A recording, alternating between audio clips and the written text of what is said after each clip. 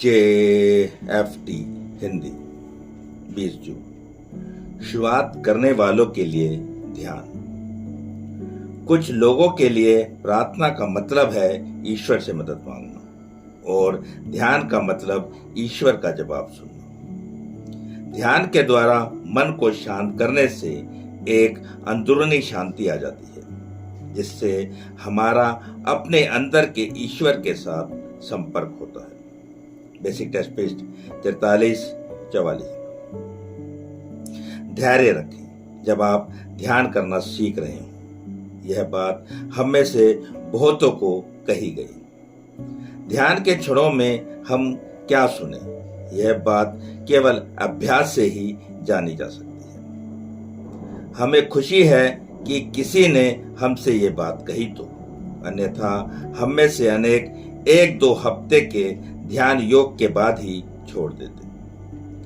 शुरू के कुछ हफ्तों तक हम हर सुबह ध्यान मुद्रा में बैठते थे, अपने विचारों पर लगाम लगा लेते थे और मौन होकर केवल यह सुनते थे जिसे बेसिक टेस्ट में बताया गया है, लेकिन वास्तव में कुछ भी नहीं समझे थे। कुछ और हफ्तों तक ऐसा ही चलता रहा जब तक कि कुछ घटित नहीं हो गया।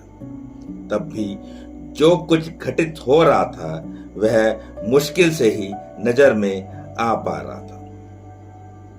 अपने प्रातःकालीन ध्यान योग से हम कुछ ऐसी अनुभूतियों का ज्वार अनुभव कर रहे थे जिन्होंने हमारे जीवन को पहले से थोड़ा बहुत बेहतर बना दिया था।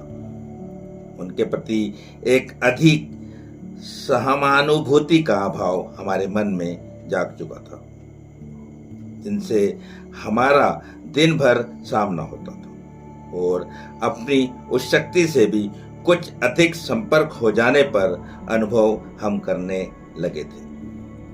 हम में से अधिकांश के लिए जागृति का यह अनुभव कोई नाटकीय नहीं था, न ही आकाश से चमकती बिजली के तेज झटकों जैसा कुछ और न ही बादलों की गड़गड़ाहट जैसा कुछ, अपितु यह सब एकदम बेहद शांत, मौन पर जबरदस्त ऊर्जा से भरा हुआ अनुभव था। अपने अहंकार और अपने विचारों को ध्यान के क्षणों में एकदम अपने से अलग कर देने में हमें कुछ वक्त लगा। ध्यान के उस उज्जवल आयाम में हम अपनी चेतना के संपर्क को अपने दैनिक सुधार के स्रोत अर्थात अपनी समझ के ईश्वर से और अधिक मजबूत करने में लगे हुए थे। हमारे लिए ध्यान का क्षेत्र एकदम नया था और यह हमसे पर्याप्त समय और अभ्यास की अपेक्षा भी रखता था, लेकिन तमाम दूसरे कदमों की तरह यह बहुत फलदायक हुआ जब हमने इस पर काम करने का बीड़ा उठाया।